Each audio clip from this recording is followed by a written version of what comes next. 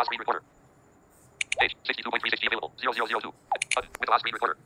नमस्ते recording club में RC Sandeep हाजिर हूँ आज लगभग एक महीने के बाद the story of recording club part 320 यानी 320 लेकर के। वैसे आज तो शुक्रवार है दोस्तों, और इस ब्रेक को तोड़ने के लिए इस शुक्रवार का होना बहुत ज़रूरी है। इसीलिए मुझे लगा कि चलिए कहानी को शुरू यहीं से करते हैं, शुक्रवार से ही। और सोचा तो यही है कि जो 1 अप्रैल 2024 से सिलसिला चला था, जो कि लगभग 63-64 दिन चला भी लगातार, उसी को जारी रखा जाए, उसी को आगे बढ़ाया जाए। लेकिन ज़रा गौर फरमाइए कि संघर्ष की राहों पे जो चलता है, संघर्ष की राहों पे जो चलता है वही दुनिया को बदलता है। संघर्ष की राहों पे जो चलता है वही दुनिया को बदलता है। जिसने जंग जीती है रातों से, जिसने जंग जीती है रातों से, वही सूरज बन कर के निकलता है। कभी हार मत मानो, बस चलते रहो। कभी हार मत मानो, बस चलते रहो, क्योंकि हर मुश्किल के बाद रास्ता ज़रूर निकलता है। हर मुश्किल के बाद एक न एक रास्ता ज़रूर निकलता है। भाई इतना सारा गैप हो गया, मुझे भी तो थोड़ा मोटिवेशन चाहिए था ना यार।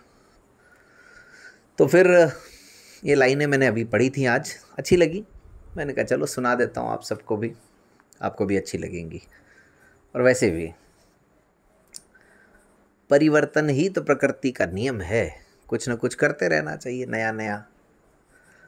पता नहीं कौन सी बात आप सबको पसंद आ जाए। वैसे ये the story of recording club की तो किस्मत ही ख़राब है कि जो भी कुछ है वो 40-50 लोगों को ही पसंद आता है। ये बात याद दिलाना भूलता नहीं हूँ मैं कभी। खैर, तो बात चल रही थी हमराही कार्यक्रम की, और आज 320वां एपिसोड में रिकॉर्ड कर रहा हूँ। और अगर आप लोगों की याददाश्त बहुत अच्छी है तो आपको याद होगा कि हमराही के भी 19 कार्यक्रमों की जानकारी मैं दे चुका हूँ।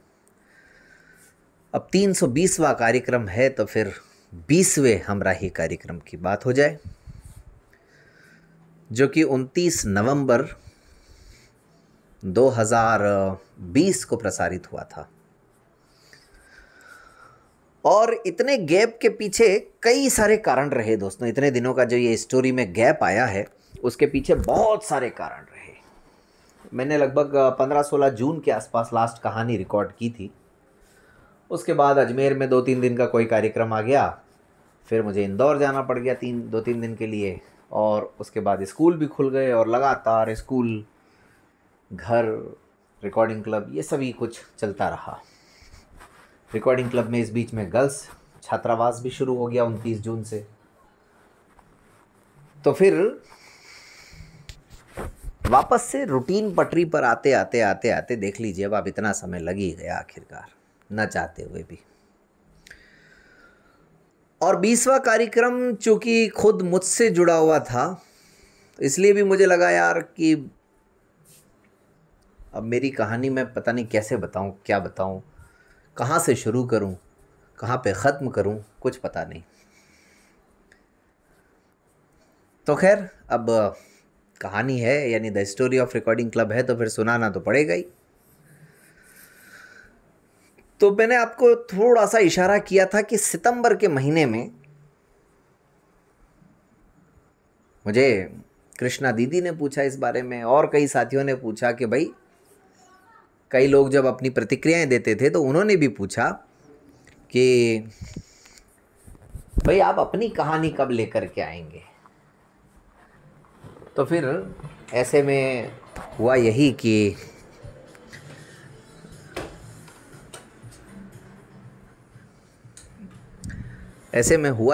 मैंने कहा चलिए देखते हैं।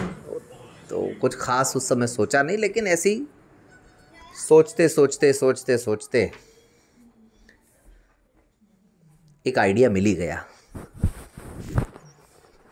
वो ऐसे, देखिए, हमराही कार्यक्रम प्रसारित होता था रविवार को, और अपने आप को जब प्रस्तुत करना होता है दोस्तों तो बहुत सारा मोटिवेशन चाहिए होता है,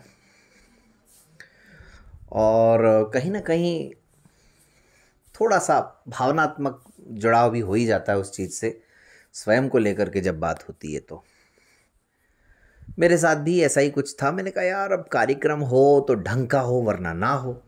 वही बात, हर चीज़ में हम कोशिश यही करते हैं कि कुछ भी हो तो अच्छा हो। पहले तो अपने आप में ये बात ही मुझे अजीब लग रही थी कि भाई मैं तो खुद लोगों का कार्यक्रम करने वाला हूँ, मेरा कार्यक्रम मुझे करना वैसे भी अजीब लग रहा था बड़ा। खैर धीरे धीरे धीरे धीरे जब ये बातचीत होने लगी, चर्चाएं चलने लगी, तो कई लोग मेरे सामने आए कि यार आपका कार्यक्रम तो हम करेंगे, आपका कार्यक्रम हम करेंगे, यानी आपके साथ इंटरव्यू हम करेंगे। ये और एक धर्म संकट मेरे लिए कि अब मैं किसको खुश करूं और किसको नाराज़ करूं। अल्टीमेटली हमराही कार्यक्रम की जिम्मेदारी रेडियो मधुबन की तरफ से मेरे पास थी, तो मुझे ये भी देखना था कि उनकी भावनाओं के अनुसार कार्यक्रम भी हो जाए।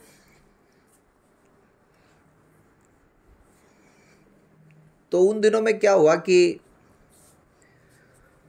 मेरे एक मित्र हैं, उनकी बड़ी भयंकर इच्छा थी कि यार तेरा कार्यक्रम तो मैं ही करूँगा। मैं भी ये सोचता रहा कि हाँ ठीक है, देखते हैं देखते हैं। लेकिन अब मेरे सामने धर्म संकट ये था कि नए लोगों को भी आगे लाना था और अपने दोस्तों को भी निराश नहीं करना था।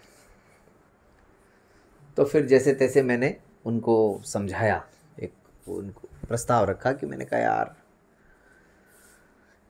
ये कार्यक्रम कुछ इस तरीके से हो तो इसका ज़्यादा असर हो सकता है। हालांकि वो भी सहमत हुए, उन्होंने कहा ठीक है कोई बात नहीं। और फिर भी उनकी इच्छा यही थी कि यार हम करते तो ज़्यादा अच्छा होता। लेकिन मैंने कहा क्लब के हित में जो काम है वो करना चाहिए हम लोगों को, अपने हित को छोड़ करके।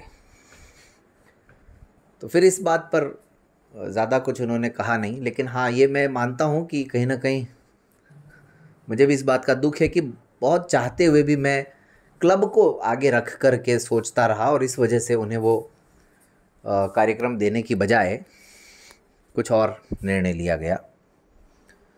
अब मैं ये तो नहीं कह सकता कि क्या सही है और क्या गलत है, लेकिन हाँ ये है कि मुझे यही लगा क्लब के हित में कि नए नए लोगों को हमें आगे लाना चाहिए, नए लोगों को मोटिवेशन देना चाहिए, नए लोगों को मंच देना चाहिए। हमारे पास तो मंच है ऑलरेडी, और जो मेरे मित्र हैं उनके पास भी मंच भरपूर है। शायद हम सबके पास है, उससे भी कई गुना ज़्यादा उनके पास मंच है। तो क्लब हित में वो भी हमेशा तत्पर रहते हैं, क्लब हित में ही मैं भी तत्पर रहता हूँ। तो क्लब हित की वजह से हम लोगों के बीच में कोई बहुत ज़्यादा आर्ग्यूमेंट नहीं होता है।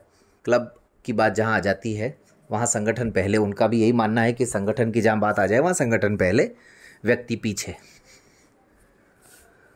तो फिर आखिरकार ये समस्या का समाधान हुआ। अब बात तो रही मेरे साथ कार्यक्रम कौन करे, ये दिमाग में जब आया कि कौन करे, तो फिर अब ये मेरे मन में आया कि अब कार्यक्रम कब किया जाए। तो इत्तेफाक से कुछ ऐसा हुआ कि 29 नवंबर को जब जन्मदिन होता है मेरा, उसी दिन संडे भी आ रहा था। तो कृष्णा दीदी ने सुझाव दिया कि भाई तुम तभी कर लो 29 तारीख वाला प्रोग्राम। अब बात सितंबर से शुरू हुई थी, होते होते होते नवंबर आ गया था। तब तक भी मैं उनको टाले जा रहा था। तो फिर आखिरकार मैंने भी उनकी बात को माना और मैंने कहा चलो भाई अब तो करना ही पड़ेगा कार्यक्रम। और 19 एपिसोड होने के बाद में मुझे भी थोड़ा यूँ लग रहा था कि कहानी को कुछ और मोड़ दिया जाए, कुछ और रुख दिया जाए। तो फिर दूसरा ये तय हुआ कि कार्यक्रम कब प्रस्तुत होगा, यानी 29 नवंबर 2020 को वो प्रस्तुत होगा। 2 बातें हो गई। अब इस कार्यक्रम को जिन्होंने सुना है, लगभग 2000 के आसपास लोगों ने, तो वो सब जानते ही हैं कि एंकर कौन थी, इसलिए इसमें तो कोई बहुत बड़ा सस्पेंस मुझे क्रिएट करने की ज़रूरत ही नहीं है। आप लोग भी कहानी जब सुनोगे तो समझ ही जाओगे कि मैं किसकी बात कर रहा हूँ। जी हाँ, इस प्रोग्राम की रिकॉर्डिंग की थी सीमा गोस्वामी ने मेरे साथ में, अलीगढ़ यूपी से जो आती हैं, हमारी टीम मेंबर भी हैं। और सीमा के लिए भी मुझे लगता है किसी का इंटरव्यू लेने का शायद पहला अनुभव रहा होगा, और हो सकता है अंतिम अनुभव ही रहा हो अभी तक। और कोई लिया हो तो मुझे जानकारी नहीं है, और हो सकता है लिए हो तो भी मुझे जानकारी नहीं है। तो भाई जो कार्यक्रम हुआ मेरे साथ, अब मैं और मेरी वाइफ, हम दोनों जब रिकॉर्डिंग करने के लिए बैठे तो सीमा के प्रश्न चलते गए, हमारे जवाब चलते गए, और वो कार्यक्रम लगभग, मुझे जहाँ तक याद आता है, 96 मिनट का कार्यक्रम रिकॉर्ड हो गया। कार्यक्रम होता था 1 घंटे का, और कार्यक्रम रिकॉर्ड हुआ 96 मिनट का। अब मुझे तो पहली बात तो अपना कार्यक्रम रिकॉर्ड करने में ही बड़ा अजीब लग रहा था। दूसरी बात ये कि अब मैं 2 एपिसोड करूं तो भी बड़ा मेरे लिए तो धर्म संकट, मुझे अजीब लग रहा था कि यार अब मैं अपना ही कार्यक्रम कर रहा हूं और उसमें भी 2 एपिसोड तक लोगों को बोर करता रहूं। हालांकि करता तो भी कौन मना करता, लेकिन नहीं, मुझे खुद व्यक्तिगत तौर पर भी अच्छा नहीं लग रहा था। तो फिर रिकॉर्डिंग करवाई, सीमा ने रिकॉर्डिंग की, और उसके बाद में आखिरकार, चूँकि वैसे भी प्रोग्राम को एडिट करने की और रेडियो मधुबन के स्टूडियो तक पहुंचाने की सारी जिम्मेदारी तो मेरे पास ही है, तो फिर मेरा काम शुरू हुआ इस प्रोग्राम की रिकॉर्डिंग के बाद। और 96 मिनट का 96 मिनट्स का जो वो कार्यक्रम था, उसको एडिट करते करते करते करते करते करते लगभग वो 59 मिनट का रह गया। तब जाके जान में जान आई कि चलो अब ठीक है, क्योंकि 60 मिनट के अंदर अंदर ये ख़त्म करना था। फिर प्रोमो भी लगता है 1 मिनट का उसके अंदर। तो भाई साहब, उस एडिटिंग में बड़ी मेहनत मशक्क़त लगी कि क्या एडिट करें, कौन से हिस्से को रखने से, मतलब इस प्रोग्राम को एडिट जब मैंने किया तो समझ में आया कि एडिटिंग का क्या कमाल होता है। दिमाग में एक तो ये था कि इसको छोटा करना है, दूसरा ये था कि वो कौन से हिस्से हैं जो लोगों के लिए थोड़ा बहुत एंटरटेनिंग हो सकते हैं, या उनको प्रेरणा देने वाले हो सकते हैं, या कोई बात ऐसी जो सच्चाई पर आधारित हो, वही सब बातें जाएं तो ज़्यादा अच्छा है। फिर भी उन 36 मिनट को जो मैंने डिलीट किया, उनमें भी बहुत कुछ ऐसा था, लेकिन वही है कि मुझे खुद को अच्छा नहीं लग रहा था, इसलिए फिर आखिरकार एक ही एपिसोड में, और ये एपिसोड हमराही का अब तक का सबसे ज़्यादा देखे जाने वाला एपिसोड है, सबसे ज़्यादा लाइक्स वाला एपिसोड है, सबसे ज़्यादा कमेंट्स वाला एपिसोड है। तो आप सबके इस प्यार के लिए बेहद शुक्रिया, आप सबका बहुत बहुत धन्यवाद आप सबका।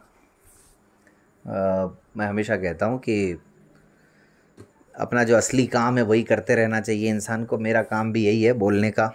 इन दिनों में थोड़ा विचलित भी था, थोड़ा परेशान भी था। फिर मुझे लगा यार, जिस चीज़ ने मुझे यहाँ तक पहुँचाया है, मैं उससे कैसे दूर हो सकता हूँ, चाहे परिस्थितियाँ कैसी भी हों, चाहे दिमाग पर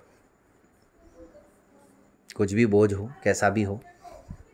तो इसीलिए आज ये कहानी इतने दिनों बाद लेकर के आया हूँ। कहीं ना कहीं अपनी हिम्मत बटोर करके, कई सारी ऐसी परिस्थितियाँ रोज़मर्रा के जीवन में आ जाती हैं, हमें पता नहीं होता हम आज जो कर रहे हैं उसका कल क्या परिणाम होगा, और ये किसी को भी पता नहीं होता है। अगर पता हो जाए तो फिर बात ही क्या हो। तो इसीलिए आज 320वें एपिसोड में 20वीं कहानी और लगभग 1 महीने के बाद the story of recording club का ये सिलसिला दोबारा से शुरू करना। अब आगे कुछ और याद आएगा तो बताऊंगा, अदरवाइज़ हम रहे के 21वें एपिसोड से हम बात आगे शुरू करेंगे। आज के लिए इतना ही। बहुत बहुत धन्यवाद। Page 62.